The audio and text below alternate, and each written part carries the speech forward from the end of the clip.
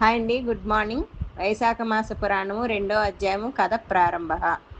నారద మహర్షి అంబరీష్తో ఇలా అంటాడు: రాజా, వైశాఖ మాసంలో ఎండలు మండుతున్న వేళ అలసిపోయిన వారికి సాయం చేయడం వల్ల కలిగే పుణ్యం వర్ణనాతీతం.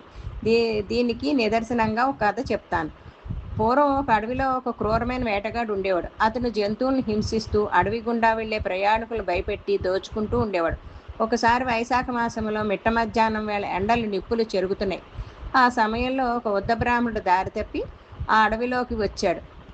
ఆకలి దప్పులతో అలమటిస్తూ ఎండ దెబ్బకు తట్టుకోలేక ఒక చెట్టు కింద స్పృహ తప్పి పడిపోయాడు.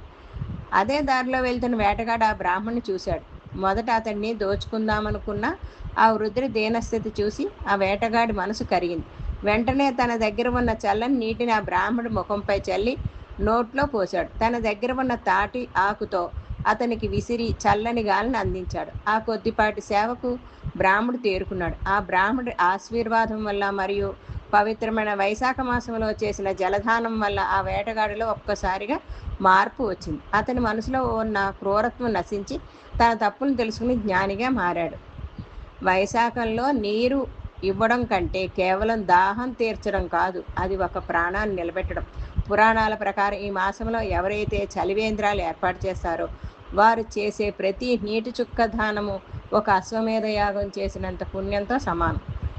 ఎండ వేడిమికి తాళలేక ఇబ్బంది పడేవారికి విసనకర్రతో గాలిని అందించడం వల్ల వాయుదేవుడు ప్రసన్నుడవుతాడు. దీనివల్ల మనసులోని అశాంతి తొలగి ప్రశాంతత లభిస్తుంది.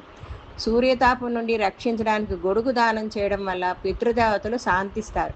వారి ఆశీస్సులు ఆ కుటుంబంపై ఎప్పుడూ ఉంటాయని నారదుడు వివరిస్తాడు. జీవితం అంతా పాపాలు చేసిన వైశాఖ మాసంలో చేసిన ఆ చిన్న సాయం వల్ల వేటగాడు అతని కర్మఫలాన్ని మార్చివేసింది. అంటే వైశాఖ మాసం అనేది మనం చేసిన తప్పులను సరిదిద్దుకుని పుణ్యాన్ని సంపాదించుకోవడానికి ప్రకృతి ఇచ్చిన గొప్ప అవకాశం. జలదానము, అంబరీష, జలదానము, ఛత్రదానము, పాదరక్షల దానము, ఈ 3 వైశాఖ మాసంలో అత్యంత శ్రేష్టమైనవి. ఇవి చేసేవారు విష్ణులోకానికి చేరుకుంటారు అని నారదుడు వివరించడంతో 2వ అధ్యాయం సంపూర్ణం.